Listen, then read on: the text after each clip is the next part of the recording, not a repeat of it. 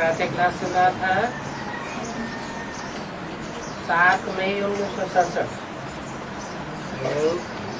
पहले पेज के मध्यार्ध में बात चल रही थी कि अनेक धर्म विनाश होकर एक आदि सनातन देवी देवता धर्म की स्थापना होती है।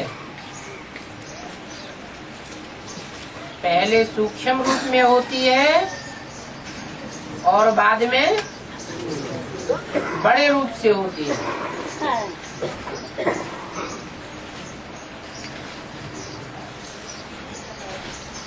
अभी पुरुषोत्तम संगम युग चल रहा है।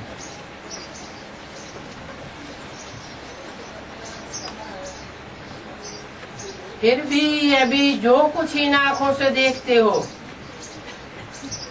वो नहीं रहेगा। ये सारा राज तुम्हारी बुद्धि में अभी है।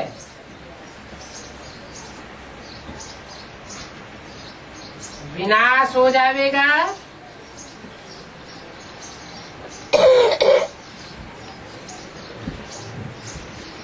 तो तुम सतयुग के सीनरियां बहुत अच्छे अच्छे देखेंगे।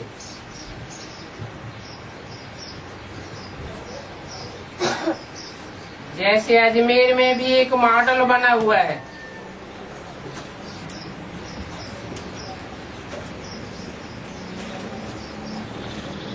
उसमें से भी सीनरियां लेकर के तुम नई दुनिया अलग से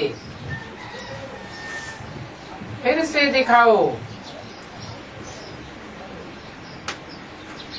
इस पुरानी दुनिया को कैसे आग लग रही है। इस पुरानी दुनिया का भी नशा तो है ना। और अभी ये नई दुनिया इमर्ज हो रही है।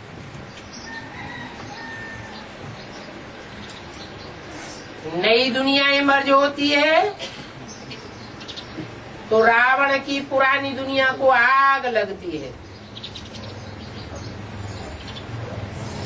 और बाजू में विश्व की राजधानी स्थापन हो रही है।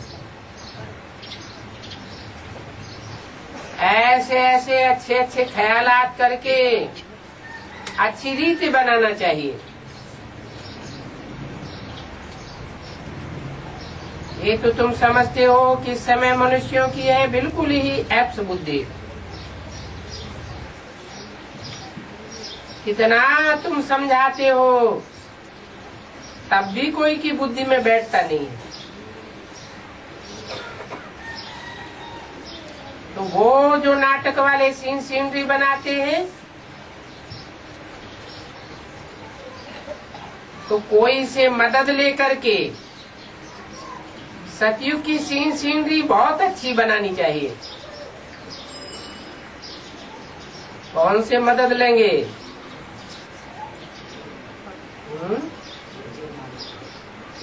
सतयुग की अच्छी अच्छी सीनरी बनाने के लिए मददगार कौन बने?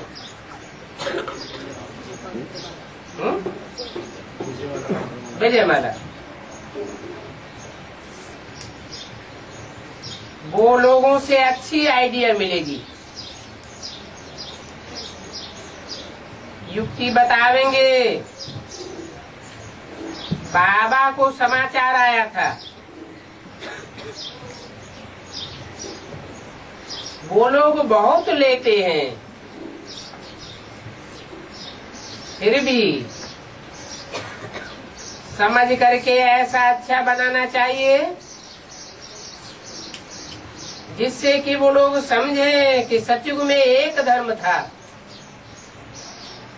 एक भाषा थी, एक मत था, एक राजा था। इन बातों में तुम बच्चों की भी नंबरवार धारणा होती है। देह अभिमानी बुद्धि को छी कहा जाता है और देही अभिमानी को गुलगुल कहा जाता है। अभी तुम फूल बनते हो, देह अभिमान में रहने से कांटे के कांटे ही बन जाते हैं। तुम बच्चों को तो ऐसे पुरानी दुनिया से बैराग करना है। तुम्हारी है बेहद की बुद्धि और बेहद का बैराग। हमको इस वैश्यालय से बड़ी भारी नफरत है, इसलिए अभी हम शिवालय में जाने के लिए फूल बन रहे हैं।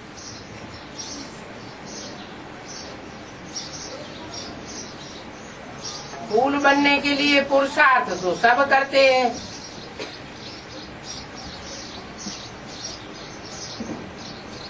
जैसा बाबा फूल बनाना चाहते हैं पुरुषार्थ तो करते ही हैं।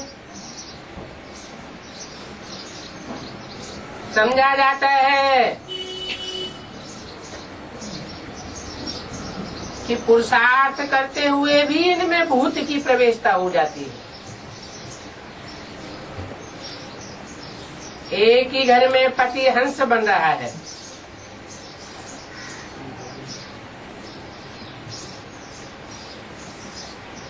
पत्नी बगुला है,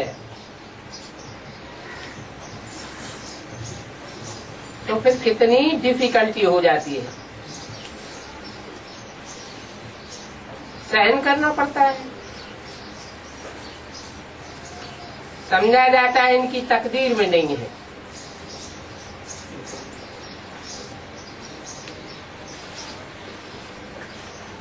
बुद्धि में आता है सब तो दैवी कुल के बनने वाले नहीं हैं, जो बनने वाले होंगे वो ही बनेंगे। बहुतों की खराब चलन की रिपोर्ट्स आती है,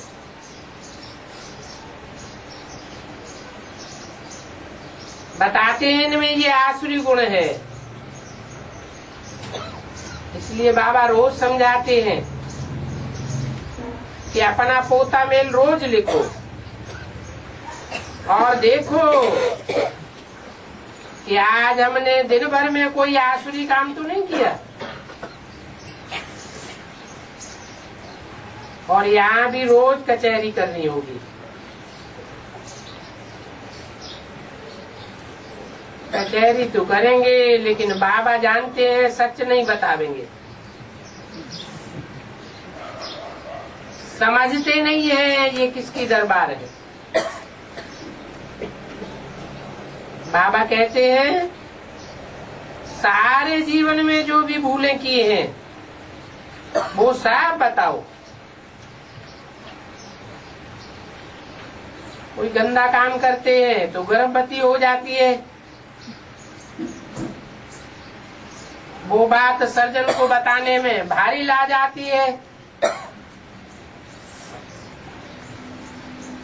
क्योंकि समझते इज्जत चली जाएगी।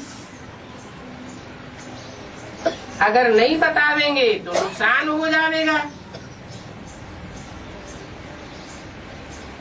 आजकल तो बहुत बहुत गंद करके फिर सफाई करवा देते हैं। डॉक्टरों के पास ऐसे बहुत केस आते हैं। यहाँ भी माया ऐसा थप्पड़ लगाती है जो एकदम सत्यानाश कर देती है। सत्यानाश कर देती है।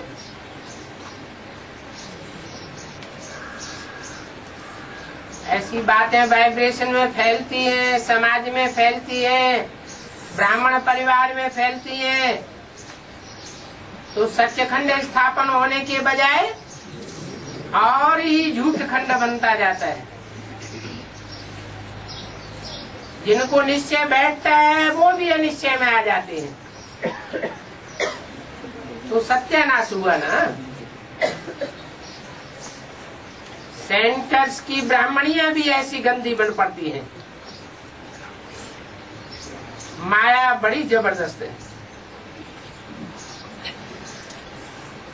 5 विकारों पर जीत पहन नहीं सकते हैं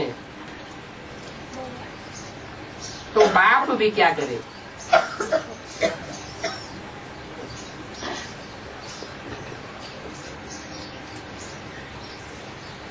बल गवर्नमेंट के पास केस चला जावे और वो पूछे तो कहेंगे भल केस करके जेल में डाल दो।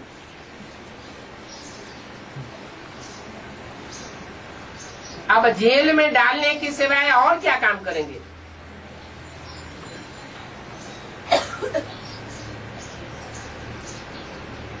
क्योंकि बाप कहते हैं मैं रहमदिल भी हूं,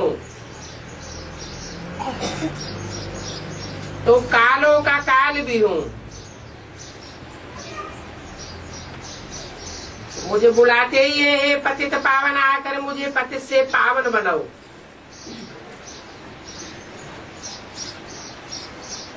मेरे नाम तो अनेक है ना,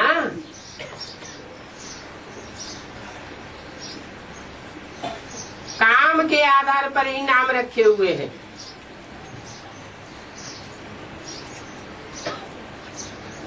तो समझना चाहिए कैसे रहमदिल भी हूं और कालों का काल भी हूं। वो पाठ भी संगम युग में बजने वाला है।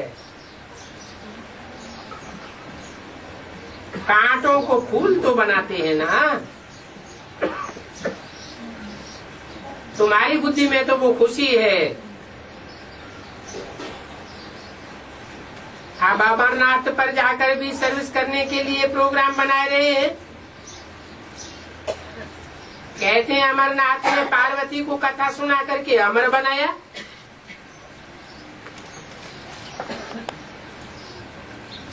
फिर कहाँ गए? कोई को पता थोड़ा ही पड़ता है। अभी बच्चे वहाँ अमरनाथ पर प्रदर्शनी कर रहे हैं।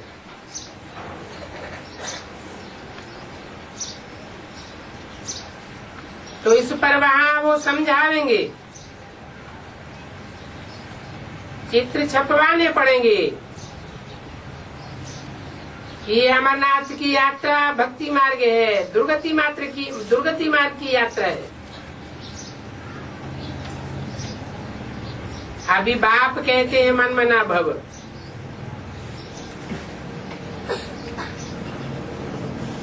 माँ में कम याद करो, तुम्हारे पाप विनाश हो जाएंगे और तुम अमरपुरी में चले जाओ। परंतु अमरपुरी क्या है, मृत्युलोक क्या है, यह भी किसी को पता नहीं। तो उनको सावधान करना पड़े।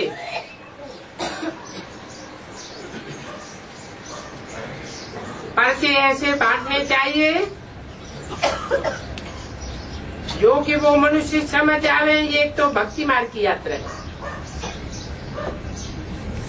और ये है ज्ञान की सच्ची यात्रा। अमरनाथ बाप कहते हैं कि एक पार्वती की बात नहीं है, तुम सभी पार्वतियां हो।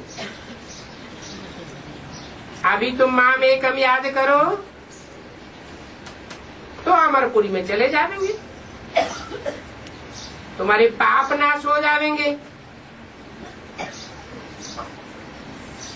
ये जो तुम पांव से यात्रा करते हो इससे पाप तो नाश होते नहीं।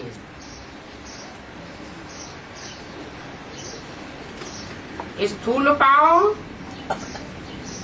और बुद्धि का बेहद का पांव, पाप नाश होने का कनेक्शन किससे है? बुद्धि की यात्रा पाप नाश करावेगी, पांव की यात्रा दुर्गति कराती है। अच्छी रीत मैटर तैयार करना चाहिए। अभी बाबा डायरेक्शन देते हैं, मैटर बना करके फिर बाबा के पास भेज दो। तो फिर बाबा भी पास करेंगे। ऐसे नहीं पिछाड़ी में जल्दी जल्दी बनवाए लेवे। बाप तो डायरेक्शन ही देंगे ना। एक तो बाबा ने कहा कि नाटक बनाने वाले बम्बई में बहुत अच्छे हैं।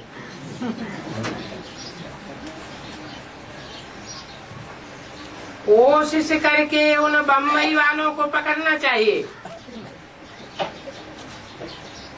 बोलो ये तो धर्माऊ काम है। हम कोई पैसा कमाने के लिए धंधा आदि तो करते नहीं है।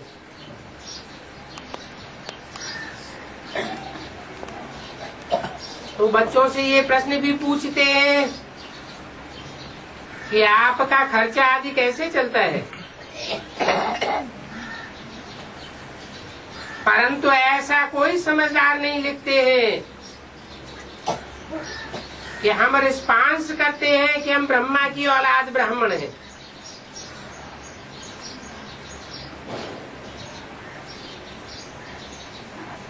ब्रह्मा द्वारा संकल्पों से सृष्टि रची गई।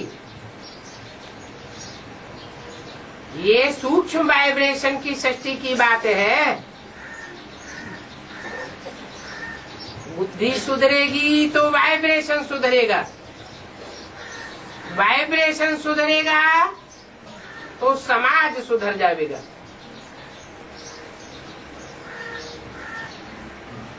हम ब्रह्मा की औलाद ब्राह्मण हैं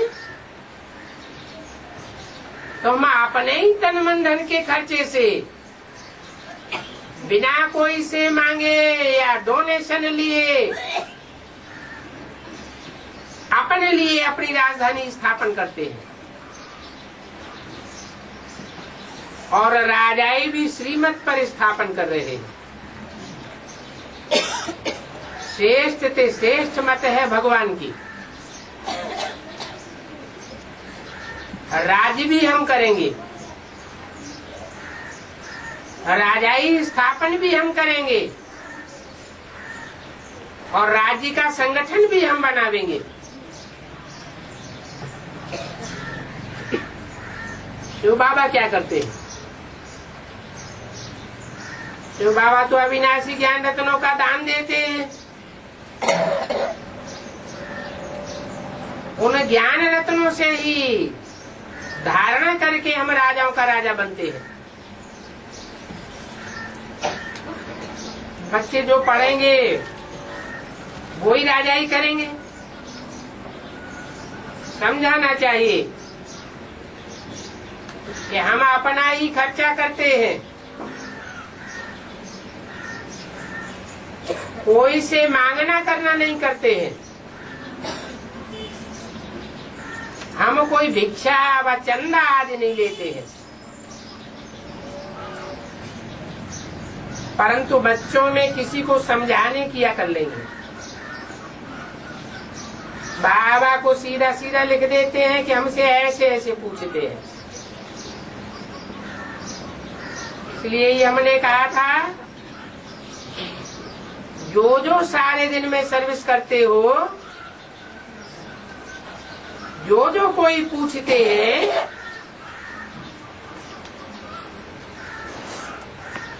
और इस पूछने का जवाब हमने ये समझाया तो इस पर भी करेक्शन हो जाए कि ऐसे ऐसे समझाना चाहिए। जो सर्विस होती है उसकी पीठ भी होनी चाहिए। क्या समझाया और क्या समझाना है उसकी भी पीठ होनी चाहिए। बाकी आते तो ढेर हैं, जो ढेर आते जावेंगे सिर्फ सुन करके चले जावेंगे वो प्रजा बन जाते हैं, क्योंकि प्रभावित हो जाते हैं, अच्छा अच्छा कह करके चले जाते हैं, सहयोगी नहीं बनते, खुद पुरुषार्थ भी नहीं करते। तो ऊंच पद प्राप्त करने वाले बहुत थोड़े होते हैं। तुम 100 को समझावेंगे तो कोई एक निकलेगा। जानते हो राजाएं तो बहुत थोड़े होते हैं और उनकी प्रजा ढेर होती है।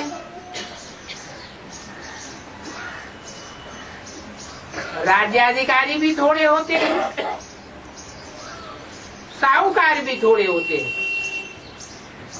बाकी गरीब तो बहुत होते हैं।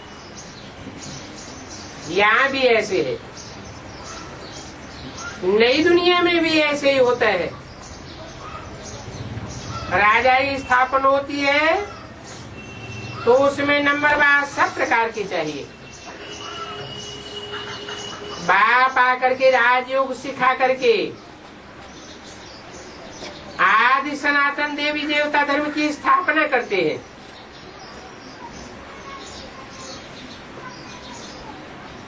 क्या क्या करते हैं?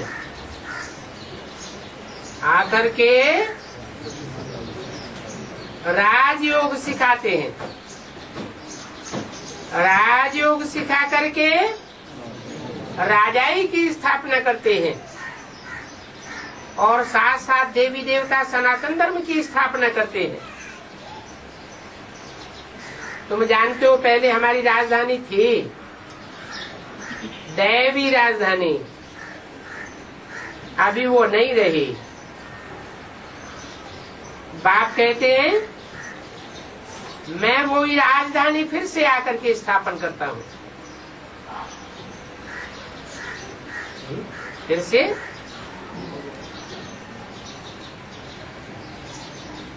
से माना क्या है? 5000 साल पहले की बात तो नहीं होती है। फिर से माना दोबारा। तो इसी दुनिया की बात है। तो किसी को भी समझाने के लिए चित्र भी ऐसे ही होना चाहिए।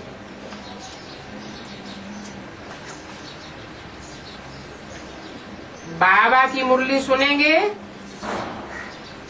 तो पहले से ही ख्याल करना चाहिए। पहले से ही छपाने से करेक्शन होगी। दिन प्रतिदिन चित्रों में करेक्शन होती रहती है।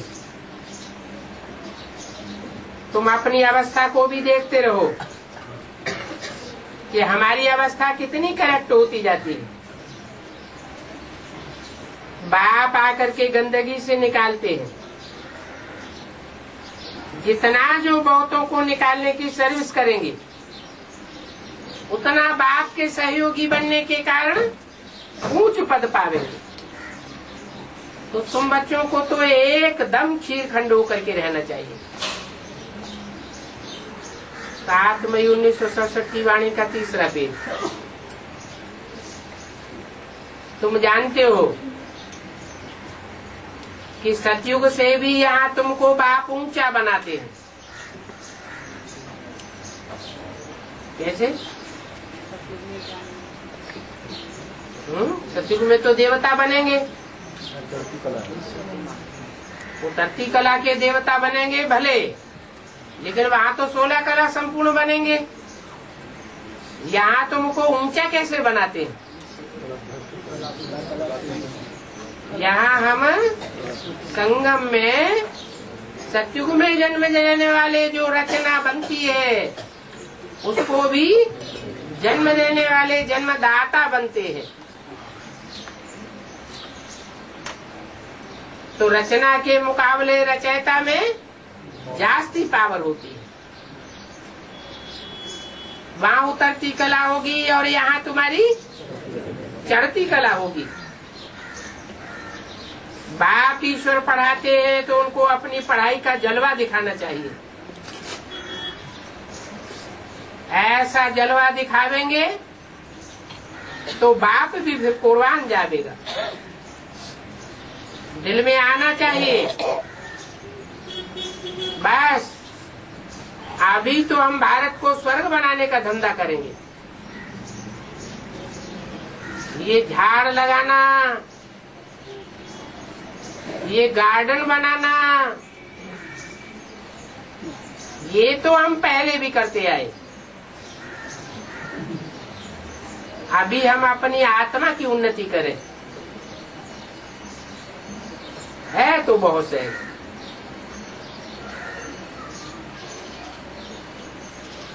मैं सब कुछ कर सकता हूँ। गृहस्थ व्यवहार में रहते हुए राजा ही पद पाना है ना, तो हिम्मत आना चाहिए। इसलिए रोज अपना पोता मिल निकालो, सारे दिन का फायदा और नुकसान निकालो। पोता मिल नहीं निकालेंगे तो सुधरना मुश्किल है। बाप का कहना ही नहीं मानते हैं। रोज देखना चाहिए किसको हमने दुख तो नहीं दिया। बहुत ऊंचा पद पाना है ना, अथाह कमाई है, और ये कमाई नहीं करेंगे तो फिर जन्म जन्मांतर रोना पड़ेगा। ये भी रेस है।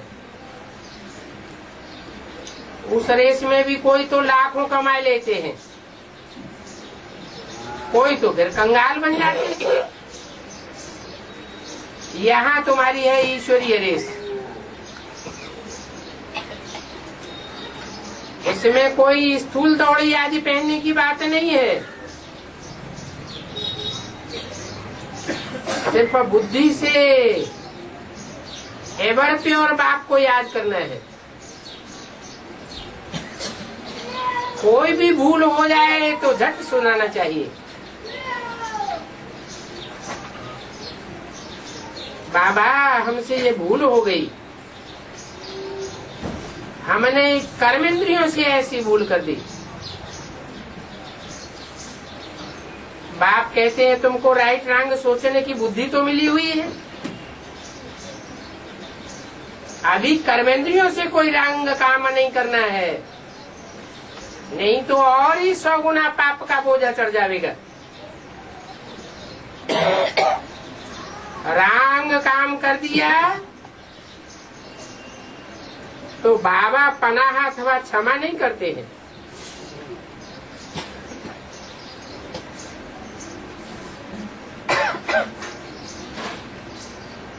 बताना पड़े, क्योंकि बाप यहाँ बैठा हुआ है सुनने के लिए। मेरे को तो ये कान है ना, मैं सुन तो सकता हूँ। जो भी बुरा काम हो जावे तो बिना देरी किए फौरन बाबा को लिखो, बताओ कि बाबा हमसे ये बुरा काम हो गया।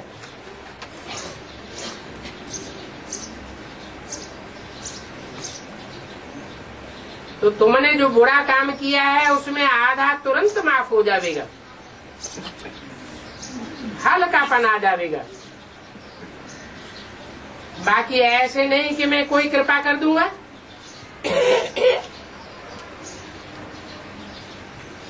क्षमा कर दूंगा, क्षमा अथवा कृपा पाई की भी नहीं होगी।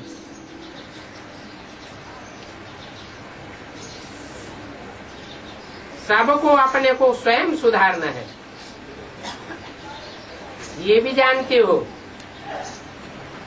कि बाप की याद से ही पाप कर्म विनाश होंगे।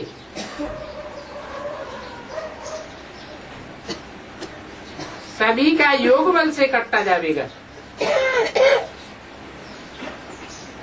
बाप कहते हैं कि मेरा बन करके बाप की निंदा नहीं कराओ, सदगुरु की निंदा करेंगे तो अंत समय में ठौर नहीं पाएंगे, क्योंकि निंदा कराने वाले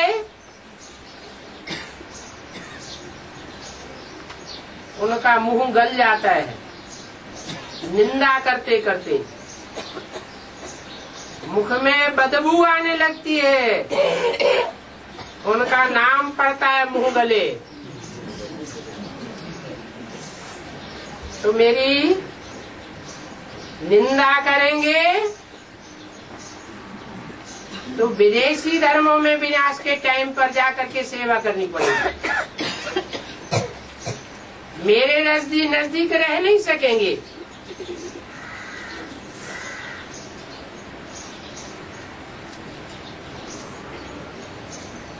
फिर पछतावा आवेगा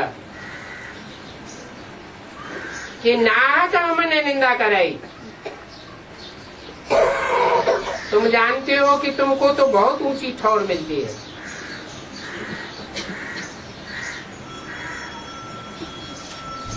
उन मनुष्य गुरुओं के पास तो कोई राजाई की ठौर नहीं है।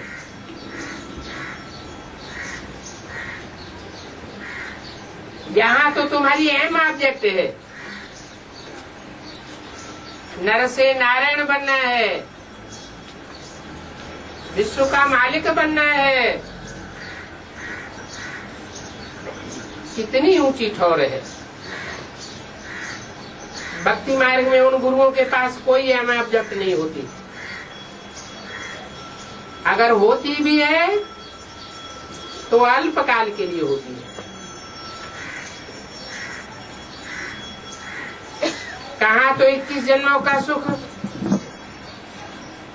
और कहाँ अल्पकाल का 1 जन्म का सुख।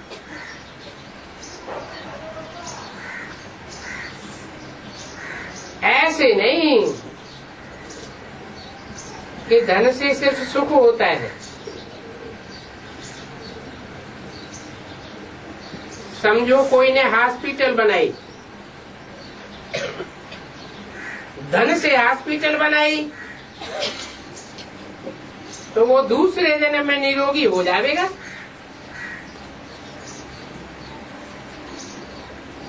ऐसे नहीं कि पढ़ाई जास्ती मिल जाएगी अथवा धन जास्ती मिल जाएगा।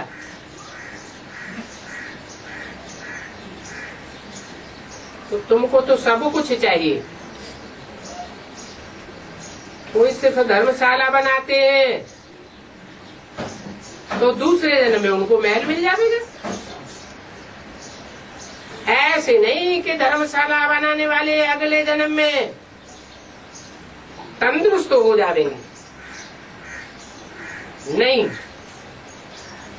जैसा करेंगे वैसा ही पावेंगे। तो बाप कितनी बातें समझाते हैं। ये कर्म की हुई गति बाप को ही आकर के समझानी पड़ती है।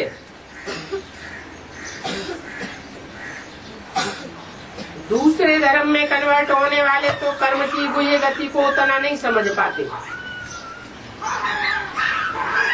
इसलिए भारतवासी ही पुनर्जन्म को मानते हैं। मुसलमान या क्रिश्चियन पुनर्जन्म को नहीं मानते हैं। कोई तो अच्छी रीति समझ करके समझाते हैं और कोई तो खुद भी नहीं समझते हैं। तो रोज अपना पोता मिल निकालो। क्या सारे दिन में हमने क्या क्या भूले की, कितनी ईश्वरीय सेवा की।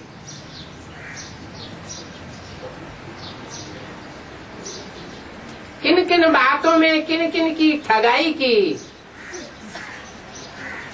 तो बाबा राय देंगे, अच्छा तुम ये ठगी करते हो, अगर तुम ऐसा करते रहेंगे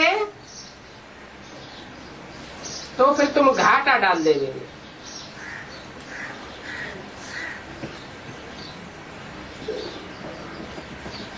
आज की दुनिया में सब धंधे झूठे हो गए। ठगी बिना तो शरीर निर्वाह भी नहीं चल सकता। व्यापारी लोग देखो कितनी ठगी करते हैं। फिर जब पकड़े जाते हैं तो मार मार के हड्डी तोड़ देते हैं।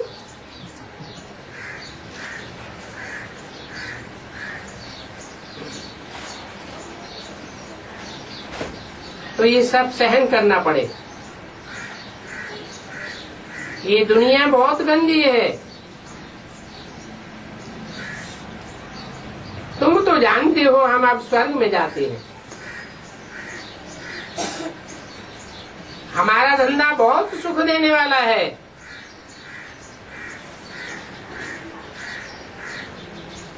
फिर भी बच्चों को खुशी का पारा नहीं चढ़ता है।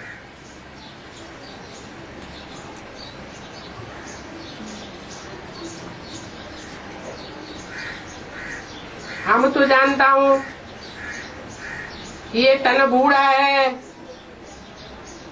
जानता हूँ ये शरीर छोड़ करके जाकर हम प्रिंस बनने वाला हूँ।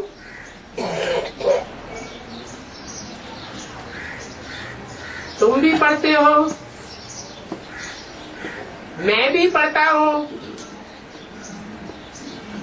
तो तुम्हारा तो खुशी का पारा चढ़ जाना चाहिए।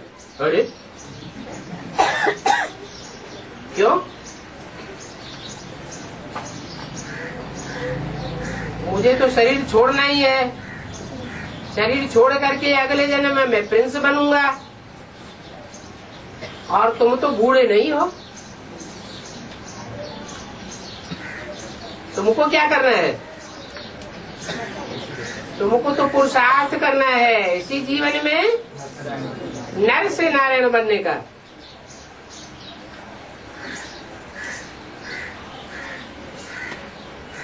तो तुम्हारा खुशी का पारा चढ़ जाना चाहिए, परंतु बाप को याद ही नहीं करते हैं। बाप तो कितना समझाते हैं, वो इंग्लिश आदि पढ़ने में कितना माथा गर्म होता है।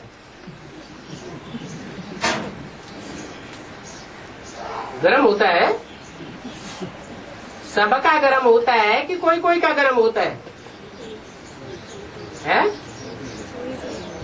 जिनके घर में इंग्लिश बोली जाती है,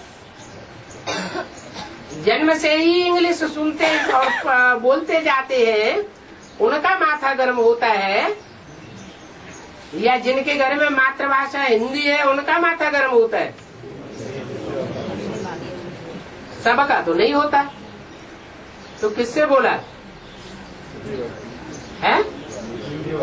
बाप आते हिंदी में बोलते हैं, तो हिंदी भाषा भाषियों से बोला कि तुम्हारा माथा कितना गर्म हो जाता है।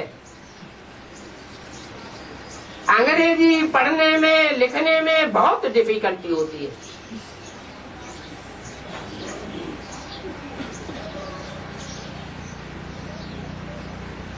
कॉन्वेंट स्कूल में जो पढ़ते हैं उनका माथा गर्म होता है क्या?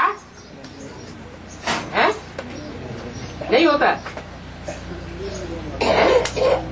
हिंदी भाषा भाषी जो बच्चे वहाँ जाते हैं उनको कठिनाई नहीं होती, को होती है। इस पढ़ाई से तो माथा शीतल हो जाता है,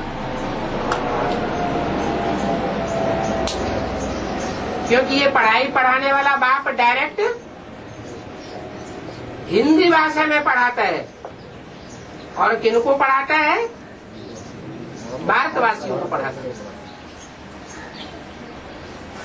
तुम सिर्फ बाप को याद करते रहो तो बुद्धि एकदम शीतल हो जाएगी, और बुद्धि से पुरुषार्थ करते करते तुम्हारे अंग भी एकदम शीतल हो जाएंगे।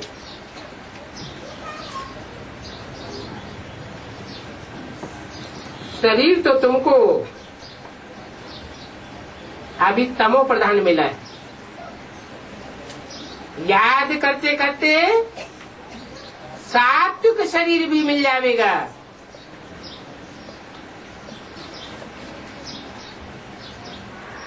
शिव बाबा को भी जो अपना शरीर है ना, इस शरीर से तुमको समझाते हैं। तुमको अभी राइट बुद्धि मिली है तो अब रंग काम नहीं करना चाहिए। श्री कृष्ण को भी अंग है, उनके तो अंग शीतल ही होंगे, इसलिए उनका ही नाम रख दिया है। परंतु उन श्री कृष्ण का संग कैसे हो? वो श्री कृष्ण का शरीर तो होगा ही सतयुग में। उनका ऐसा शीतल अंग किसने बनाया? किसने बनाया है? शिव बाबा ने बनाया। जब श्री कृष्ण जन्म लेगा तो शिव बाबा होगा है? शिव बाबा होगा या चला जाएगा है? शिव बाबा तो नहीं होगा। उनको जन्म देने वाला उनका बाप होगा, शिव तो नहीं होगा।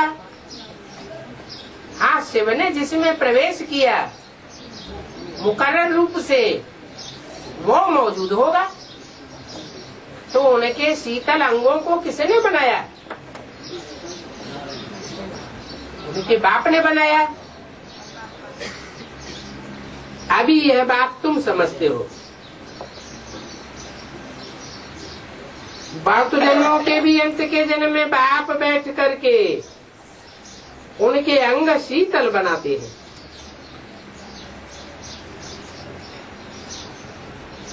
तो तुम बच्चों को भी उतनी ही धारणा करनी चाहिए। कितनी? जितनी धारणा उनके बाप ने उनके अंग शीतल बनाने में की है। लड़ना झगड़ना बिल्कुल नहीं चाहिए। लड़ते हैं झगड़ते हैं परंतु सच बात बिल्कुल नहीं बताते और ही झूठी बातें बोल देते हैं। तो बाप क्या समझेंगे? बाप के सामने झूठ बोलने से और ही सत्यानाश हो जाती है।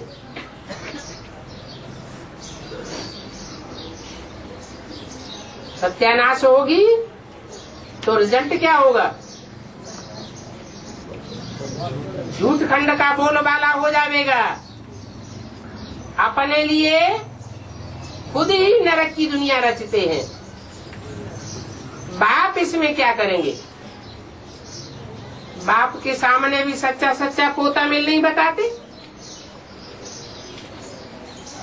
समझते नहीं है कि झूठ नहीं बोलना चाहिए।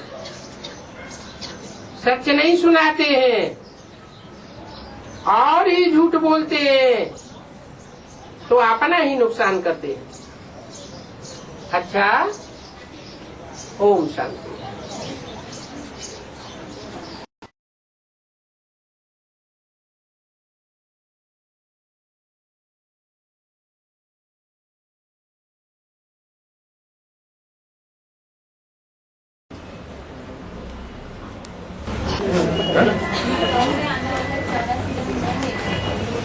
जी 100 में आने वाले 84 जन्म नहीं लेंगे तो फिर कौन लेंगे?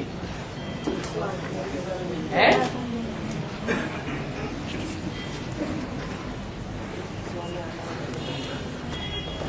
जब 100 में आने वाले 84 जन्म नहीं लेंगे तो कौन लेंगे?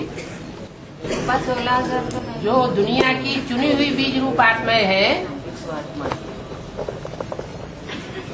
और उन चुनी हुई आत्माओं में भी जिनका चुनाव हुआ है, कोटों में से कोई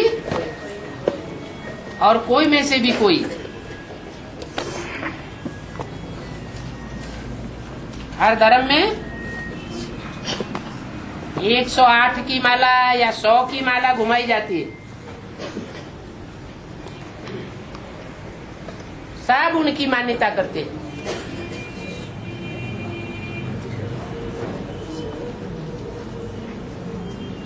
और सोलह कैसे परिजन में कैसे है? 16,000 आत्मा है कैसे परिजन में? 16,000 आत्माओं में अलग अलग धर्म की होता। 16,000 आत्माओं के बारे में बोला है कि 16,000 में ऐसे भी हैं जो लास्ट जन्म में जाकर के राजा ही वो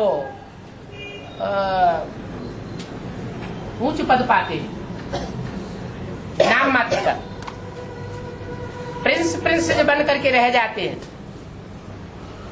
राजा ही तो नहीं पाते। और इससे पहले के जन्मों में दास दासी बनते रहते हैं। उनसे तो अच्छा साहूकार बनना। साहूकारों के घर में ढेर सारे दास दासी होते हैं, तो साहूकार बनना अच्छा है या दास दासी बनते रहना अच्छा? 108 के लिए तो नहीं बोला,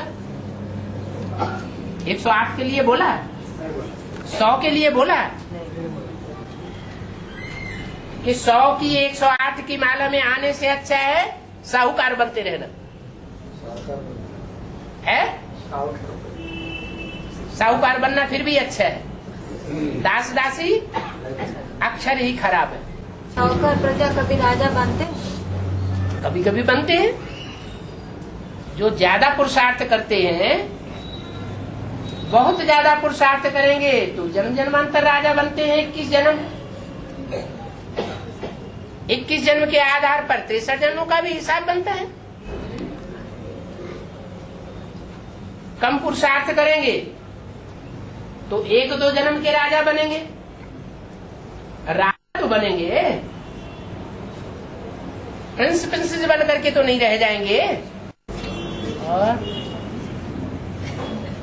बाबा बिंदु रूपी अवस्था और सुषुप्ति, सुषुप्ति अवस्था, सुषुप्ति, हाँ जी, और बिंदु रूपी अवस्था है। इसमें अंतर क्या? सुषुप्ति, स्वप्न और साकार। लौकिक दुनिया में 3 प्रकार की अवस्थाएं होती हैं। साकारी अवस्था में देह की याद रहती है, देह के संबंधियों की याद रहती है, देह की दुनिया याद आती है। और स्वप्न अवस्था में भी देह की याद आती है, देह की दुनिया याद आती है, लेकिन प्रैक्टिकल में याद नहीं होती, स्वप्न मात्र है। और तीसरी अवस्था है सुषुप्ति अवस्था। वो लौकिक दुनिया की बात हुई, कुछ याद नहीं रहता। उठेंगे, आंख खुलेगी, अगर रात्रि है तो घड़ी देखना पड़ेगा।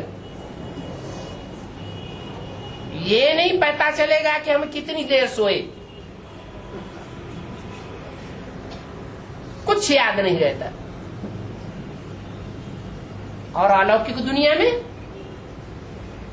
साकारी, आकारी और निराकारी, ये 3 अवस्थाएं हैं। लेकिन अंतर क्या है? साकारी अवस्था होती है तो देह और देह के संबंधी याद आते हैं, लेकिन बीच बीच में बाप और बाप का ज्ञान भी याद आता है।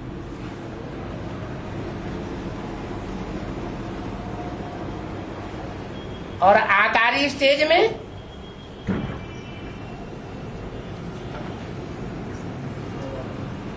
साकारी दुनिया याद नहीं आती, ज्ञान का मनन चिंतन मंथन चलता है, सेवा की प्लानिंग चलती है, और नई दुनिया याद रहती है। नई दुनिया के नजारे बुद्धि में आते हैं। और जो निराकारी अवस्था है उसके लिए बोला है कि तुम बच्चे परम धाम को इस सृष्टि पर उतार लेंगे।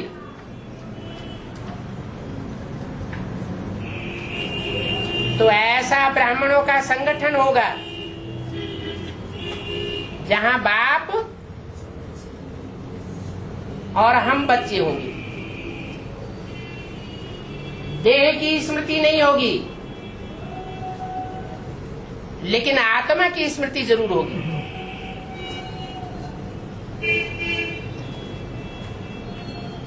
और बाप की स्मृति भी हो सकती है।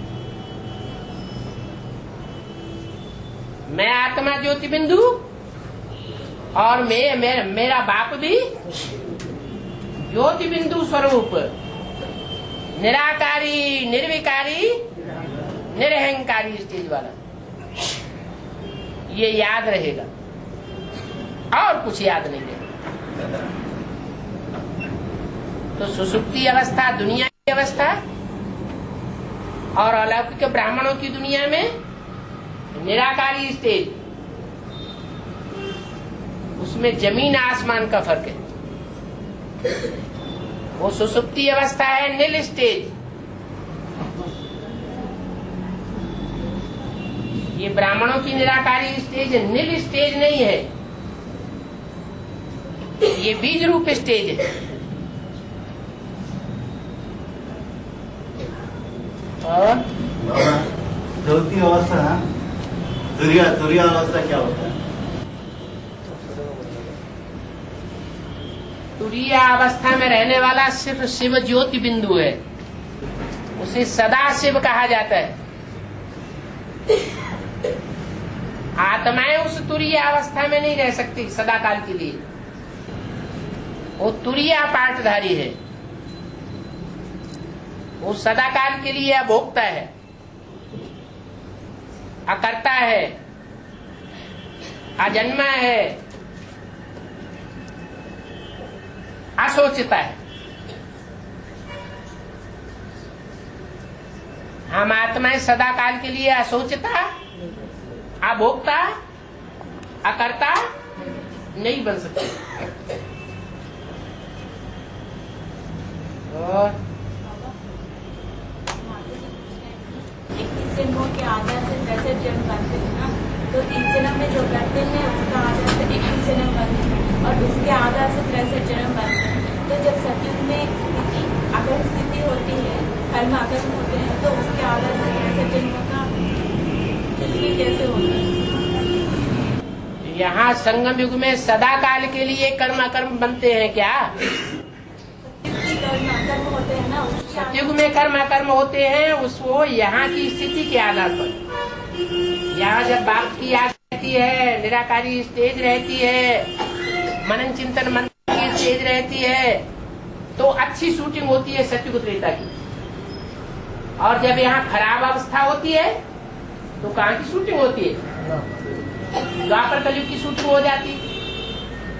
यहाँ जब हम दूसरों से प्रभावित होते रहते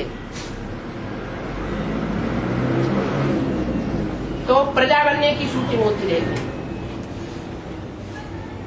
और यहाँ जब एक बाप से ही प्रभावित रहते हैं और किसी की बात मानने की इच्छा नहीं होती, तो हम सतयुग त्रेता की शूटिंग करते हैं।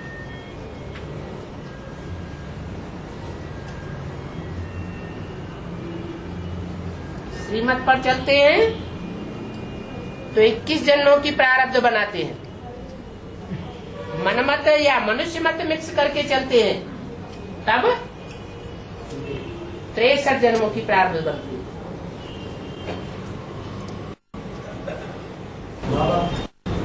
शिव बाबा इस दुनिया पे आकर के रचना रचती हैं। शिव बाबा इस दुनिया पे आकर के रचना रचती हैं, तो उसमें सबसे श्रेष्ठ रचना विष्णु होता है या जगदम्बा होता है या लक्ष्मी होता है? शिव बाबा आकर के जो रचना रचते हैं, उस रचना में श्रेष्ठ रचना वो कही जाएगी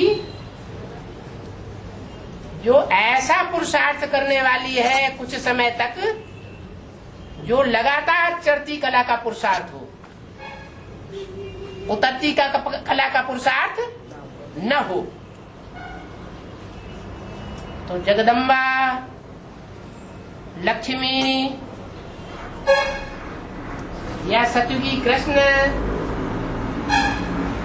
इनमें कौन सा ऐसा पाठधारी है जो लगातार चढ़ती कला का पुरुषार्थी हो। एक बार चढ़ती कला हो जाएगी तो उतरती कला नहीं होगी, जब तक इस दुनिया का विनाश न हो जाए। कौन सा पाटधारी है वो? जगदम्बा सारे जगत की अम्बा है। क्या?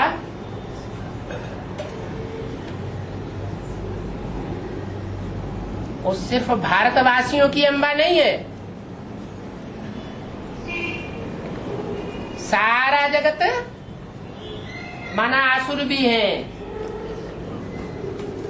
दुनिया में असुरों की संख्या ज्यादा है या देवताओं की संख्या ज्यादा है? तो जगदम्बा की गोद में 500 करोड़ पलने के हकदार, और लक्ष्मी की गोद में देव आत्माएं ही है, पालना लेने की अधिकारी बनती है। तो ज्यादा कौन सी माता को संग का लगेगा? जगदम्बा को ज्यादा कुसंग लगता है, इसलिए जगदम्बा के लिए बोला है मुरली में कि जगदम्बा महाकाली का पार्ट बजाती है।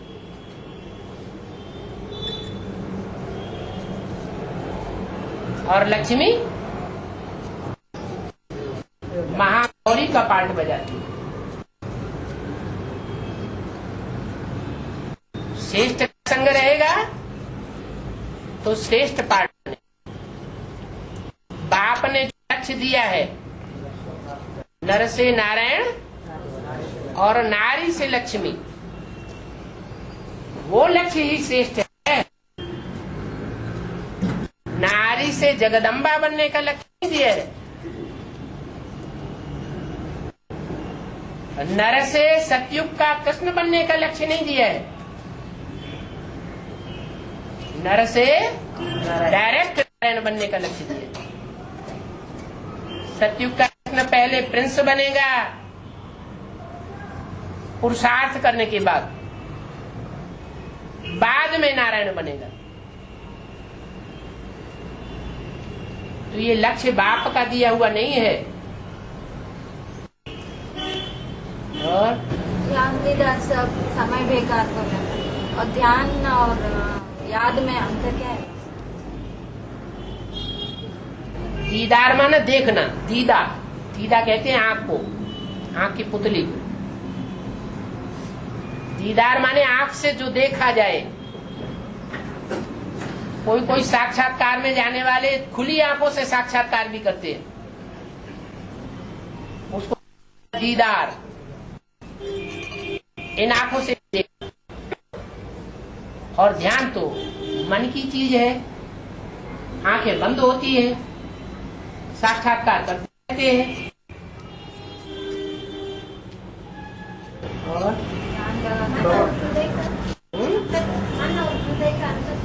मन और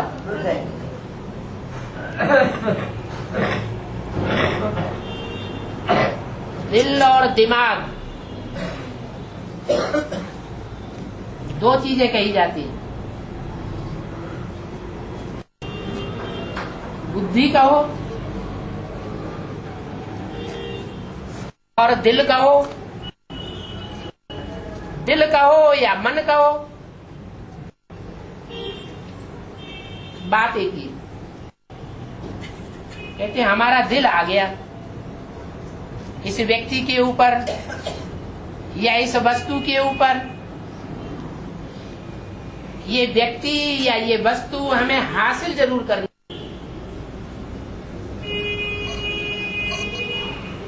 तो ये दिल की बात हुई, मन की बात नहीं हुई। मन की बात हुई, दिल की बात हुई, बुद्धि की बात नहीं हुई। बुद्धि कारण और कार्य का विश्लेषण करने वाली होती है, फैसला करने वाली होती है। तो बुद्धि ऊंची चीज है, और मन कहो या दिल कहो वह नीची चीज है।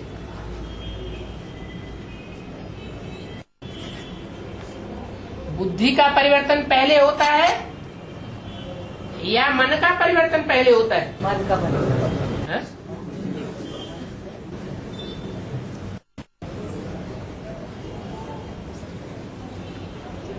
मन, बुद्धि और संस्कार आत्मा के 3 कार्य करता है। शिव परमात्मा के भी 3 कार्य करता है। ब्रह्मा रूपी मन, विष्णु रूपी संस्कार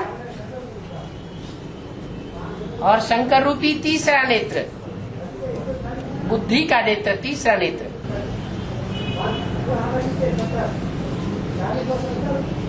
नंबरवार दिखाए गए हैं। नीचे मन, उसके ऊपर संस्कार, और संस्कार के ऊपर भी बुद्धि। संस्कार कब परिवर्तन होंगे?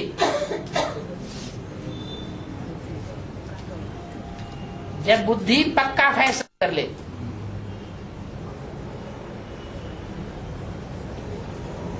हिलने डुलने वाला नहीं, तो संस्कार परिवर्तन होते हैं। बुद्धि और संस्कार के परिवर्तन होने से मन भी परिवर्तित हो जाता है। तो शरीरधारी का दिल हो, एक मिनट। शरीरधारी का तो बुद्धि और मन और बीच में संस्कार शक्ति, कौन किसको कंट्रोल करता है?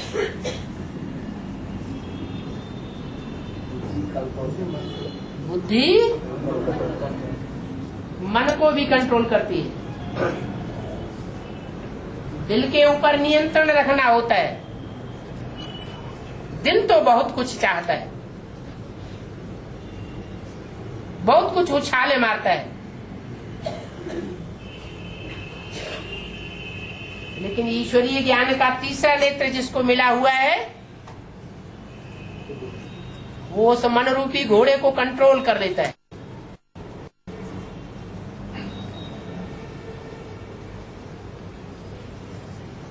तो दिल है नीचे की ओर और बुद्धि है ऊपर की ओर।